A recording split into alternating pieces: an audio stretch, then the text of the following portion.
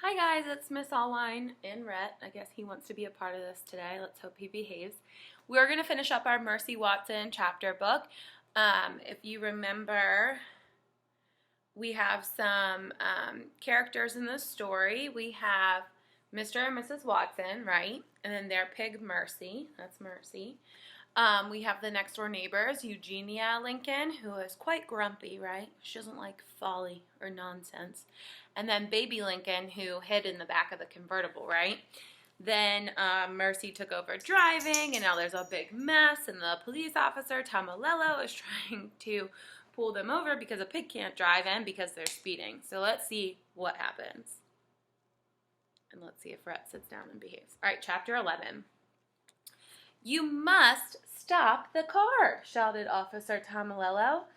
"But I cannot stop the car," said Mr. Watson. "Oink, oink," said Mercy. She was having an excellent time.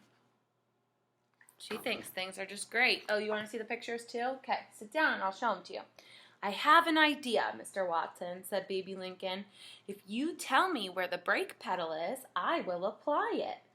"The brake pedal," said Mr. Watson from underneath Mercy, "is the pedal to the left of the gas pedal. The brake pedal is the pedal that I do not have my foot on." Remember, his legs fell asleep because the piggy's sitting on him.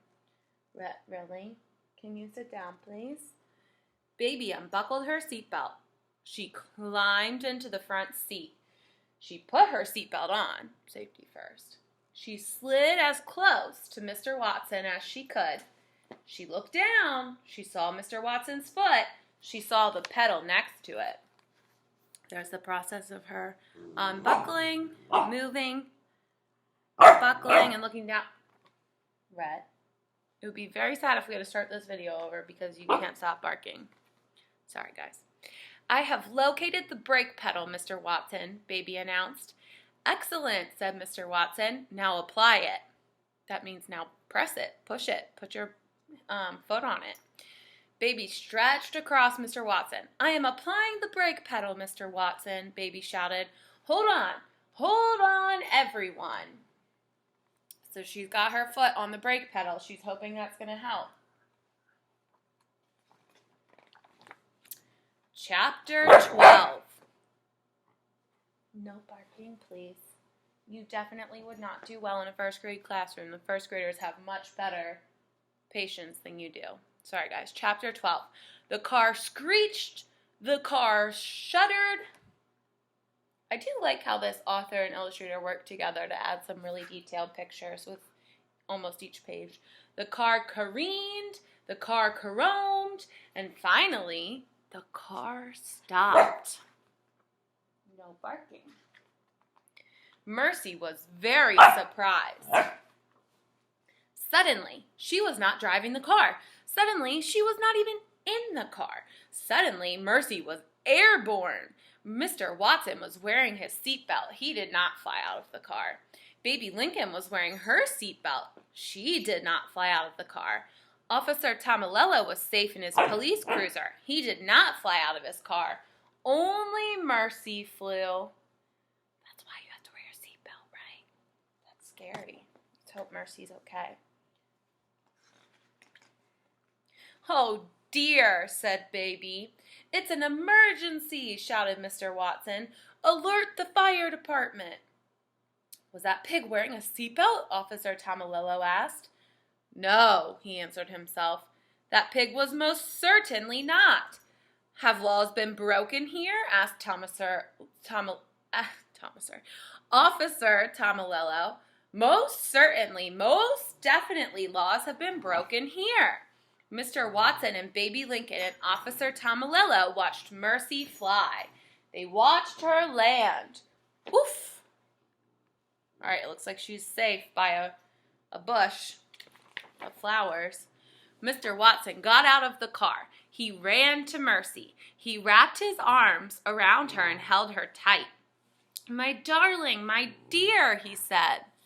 Rhett is being a very bad story listener right now, guys. I apologize. "My darling, my dear," he said, "please tell me you are all right." "Oink," said Mercy. She snuffled Mr. Watson's neck. "Hooray!" said Baby. "She is fine." "Oh, thank you," said Mr. Watson. "Thank you, thank you, thank you." He bent his head and covered the tips of Mercy's ears with kisses.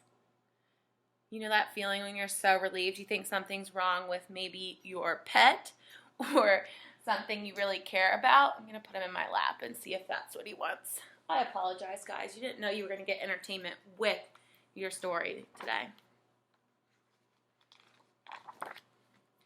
"You are a miracle, a prodigy, a dear," Mr. Watson said.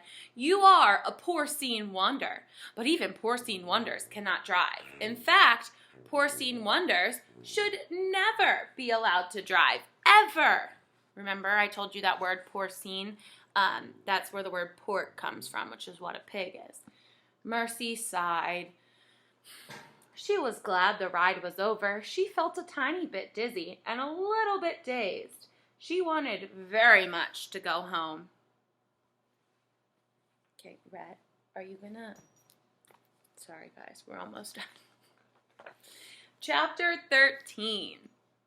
Eugenia Lincoln and Mrs. Watson stood together on the Watsons' front porch.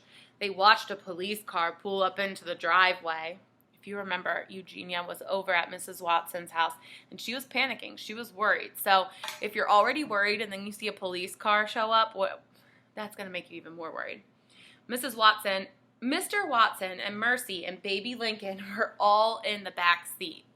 Can you see Mrs. Watson and Eugenia on the front porch? Rhett, come on. Let me read. I'm sorry, guys. He will not. He just wants to play. If you were in the live video chat this morning, he was doing the same thing. Crazy dog. He's going to be really upset when I go into the classroom for 9 hours today to clean up. Okay. "As I suspected," said Eugenia. "Trouble, folly, and that pig is right there in the middle of it." "Oh," said Mrs. Watson, "my darlings, my dears."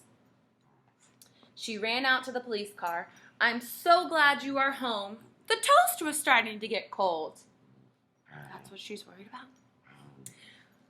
"We have had something of an adventure, Mrs. Watson," Mr. Watson said. "Yes," said Baby, "we have had an adventure. Sister." "Folly," replied Eugenia Lincoln. "Yes," agreed Baby Lincoln happily. "Folly." "Laws have been broken," said Officer Tomalello. "Pig," shouted Eugenia. "Excuse me?" said Officer Tomalello. "It's all that pig's fault," said Eugenia. She pointed at Mercy. There were no pictures on this page, so you're not missing anything. I think this might be Rhett's favorite story we've ever read. He's never been this excited. Mercy climbed out of the car. She put her nose up in the air. She sniffed. Could it be? Yes, it was. Toast. Toast with a great deal of butter on it. What could be better? Remember, that's her favorite snack, buttered toast. Chapter 14. "Laws have been broken," said Officer Tomalello. "Tickets must be written." "Officer, do you like toast?" Mrs. Watson asked. "Toast?" said Officer Tomalello. "Do I like toast? Why, yes, I do. I do like toast." "Why don't you come inside and have some?" asked Mrs. Watson. "Why don't I come inside and have some toast?" asked Officer Tomalello. Have you noticed throughout this whole book, since his character was introduced, that he talks to himself a lot out loud? Which Miss Hotline does too. I also talk to Rhett, and he doesn't really respond unless it's hard. All right, we're almost done, guys. Thanks for bearing with us. Said Officer Tomalello. "I can't think of a reason not to." "Lovely," said Mrs. Watson. She clapped her hands together. "Right this way." "What nonsense," grumbled Eugenia Lincoln. "Toast is not the answer." "No, sister," said Baby Lincoln, "but it does smell heavenly." She took hold of Eugenia's hand. "Well," said Eugenia, "it has been expertly buttered." Because if you remember, who helped Mrs. Watson butter the toast? It was Eugenia. And so, that Saturday, Officer Tomalello and Eugenia Lincoln and Baby Lincoln And Mr. and Mrs. Watson and Mercy Watson all sat around the table together and ate hot buttered toast. Did Mercy have extra helpings? Yes, she did. And so did Officer Tomalillo. They look very happy. The end. So guys, that is from a whole series about Mercy Watson, the pig. And if we were in the classroom, I think it'd be really fun to do a compare and contrast of baby Lincoln and Eugenia Lincoln, because they're both so different in personalities, even though they're sisters. I'm going to have to end this video now because this puppy has already taken over most of it. So I apologize if there were parts you couldn't hear or if he distracted you. I hope you enjoyed that book. And even though there's no schoolwork to be done next week, I'm still going to be recording read aloud videos. So I'll be adding them right here to Google Classroom, all right? I will see you guys soon. I didn't even touch him. I don't know why he's doing that. Bye, guys.